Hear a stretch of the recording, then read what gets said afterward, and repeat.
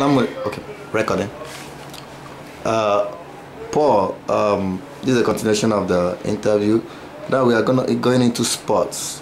We see, I see that you are a sportsman who loves athletics, running and high jump and long jump, and you participated in different sports, football, right from football as well, and soccer. Football, yeah, soccer. Football. So they call it football. Americans call it soccer. Okay. Yeah, we see that you are very, very talented in different sports.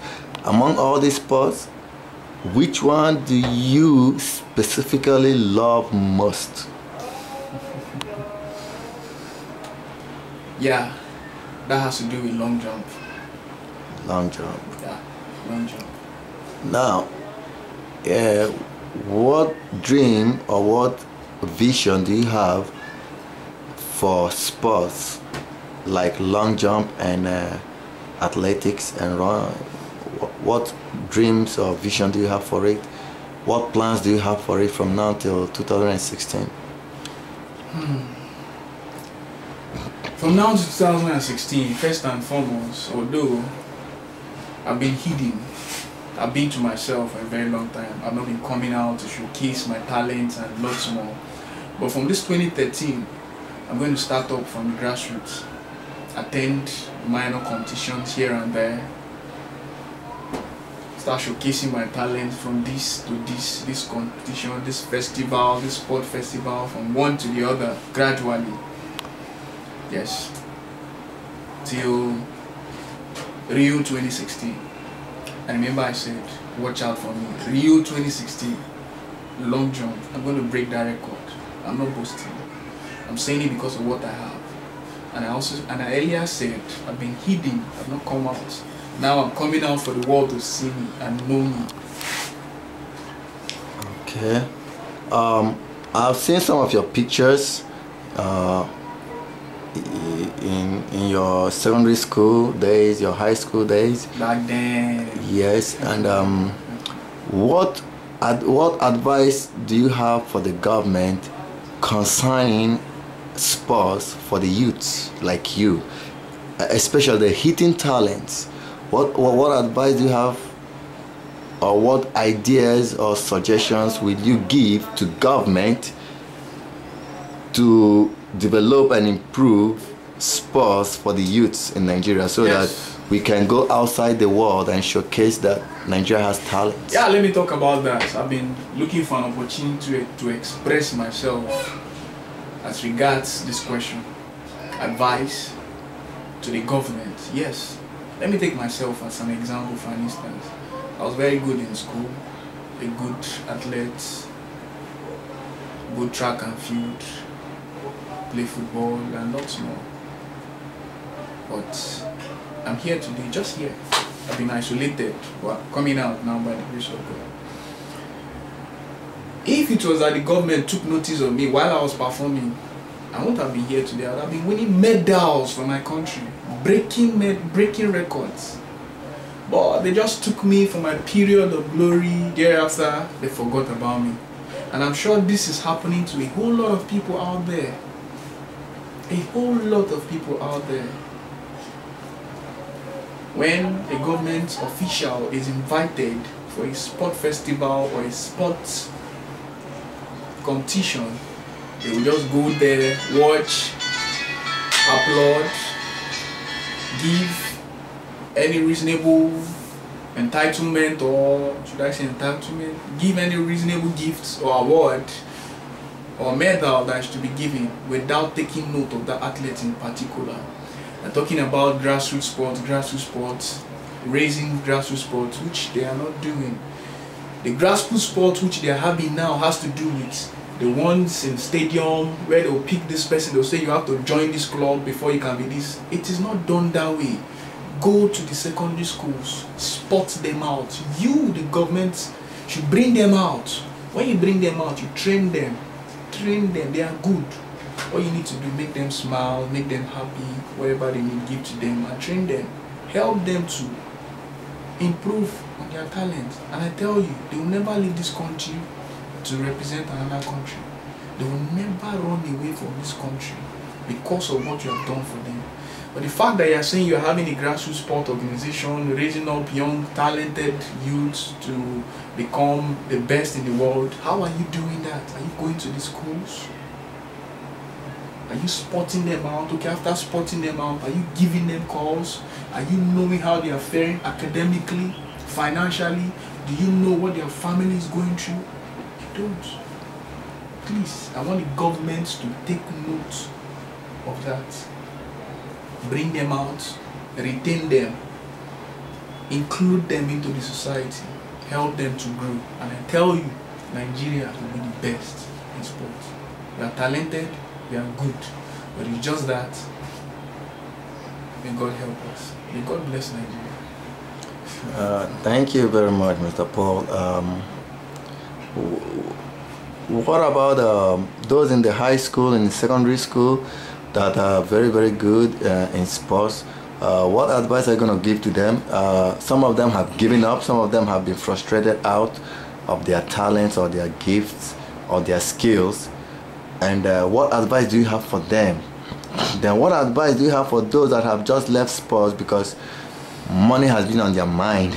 They are, doing all kinds of social vices, negative things just to get money, and they abandon their sports talents and skills. What advice do you have for those people? Well, first and foremost, the reason why I've been excelling in sport is not because I've been thinking of the money.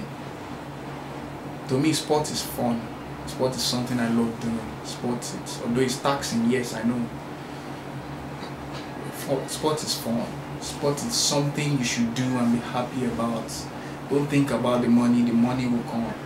Think of the glory, the victory, when a medal of honor is placed on you. Those are the things you should have in mind. Now I'm talking about those in secondary school. You don't just say because, okay, I'm talented, when there's sports, I'll just sit and come out. When there's sports competition, I'll just come out and display. No. You have to wake up and tax yourself. Every morning, go to your school field to train. Tax yourself. Exercise yourself. Sweat it out. Even if there's no competition, that's how you build yourself for the future. Yes. And by the time they will come looking for people, you'll be among the best. I tell you. Start up. Start up with those in your secondary school. Start training with them. If you are good, don't train with the person better than you. Train with the person that is next to you. When running, give him about some gaps. Give him a 20 meters gap. Try running and see if you are faster than him. If you can dust him, then you are improving. That's how you train. If you train with the person faster than you, think you are getting closer to him. Why he's moving further, he's moving ahead. And as for probably sport officials in school, I'm sure they must have not discovered this particular thing. 4x100 meters relay, you can see the reason why Jamaicans are really doing well. The last Olympic, Johan Blake ran the third leg, while Usain Bolt ran the last leg. But do you believe that the Americans could do better than them only on one condition, who they've not been able to discover? In a relay race, you notice that the second lane and the last lane is always straight. It's just like you're running 100 meters. The others are curved.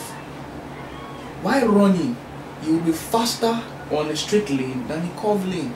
What do? You take your fastest runner, you make him run the last leg. Then the second fastest, you make him run the second leg.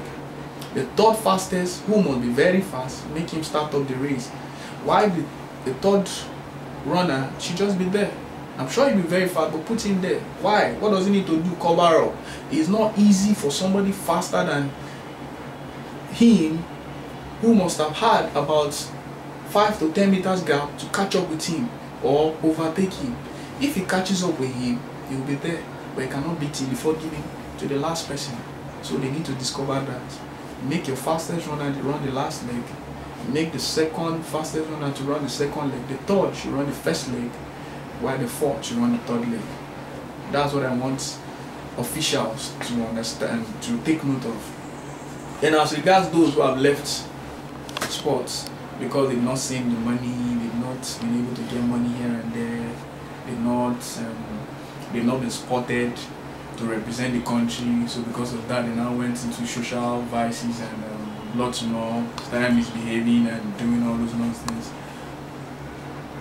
Well, I really don't have much to say to them than for them to discover who God is. If they know God, they'll realize that what they've been doing is not going to help in any way, because they are causing a great harm to the talent God has given them. Those who will say, okay, there's a competition here, let me go and represent them as a machinery, they are not helping themselves. Why not look for your own competition and go compete with your age group and improve? Make people know that yes, of a truth, you are humble to have gone out there to represent your country. Keep drinking, keep spoiling your life. So first and foremost, know God. And knowing God, you excel. Yeah. What about corruption in sports? What do you have to say about it? Yeah, I just talked about it now. Corruption, yes.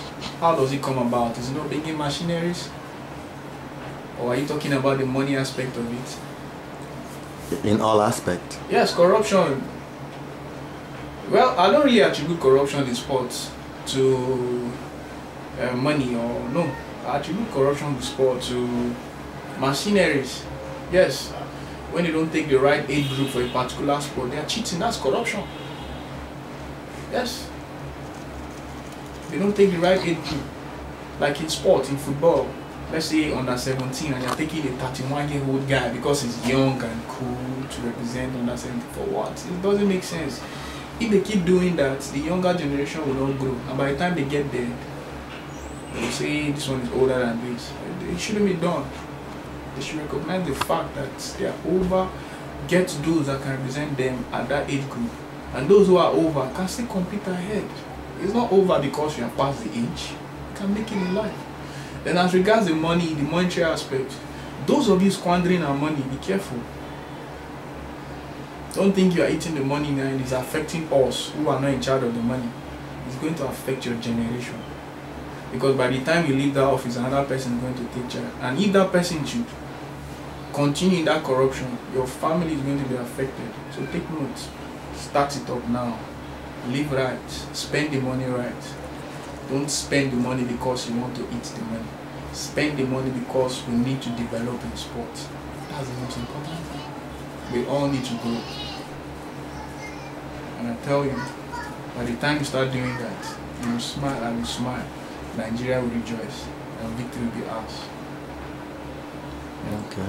Thank you, Mr. Paul. Next time we'll continue the interview, and we hope that people watching or people who are going to watch it, including the government officials or those in government, we listen to what you have said, and hopefully we believe strongly you're going to be in the Olympics and represent this country. Amen. Amen. And show your skills and talents. Amen. Like you said, yeah. In long jump, like Choma Jonwa did it for us. Wow. She's my model. Hopefully a male this time will do it for us, because a female Choma Jonwa did it for us. Yes. The first gold medal we won in long jump, she did it for us. This time I hope government will go for, we're listening to what you have just said, and hopefully they will go for you, because I can see the determination in you and the confidence you have to make it, to win the long jump. Wait, note, I've never lost in long jump medals. I went for a competition, I jumped once and they told me to go away, I shouldn't jump again because I've won. I didn't compete again, so just watch out. Alright, that's what I'm talking about.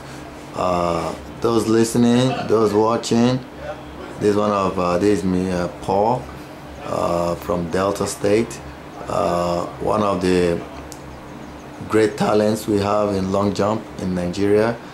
This is one of the talents that government needs to recognize and develop, and by doing so, the government is also developing sports in Nigeria, yeah. And also promoting promoting our nation, yeah. to the world in sports. Mr. Paul, I thank you for granting this interview to GoodGod Entertainment, Nigeria.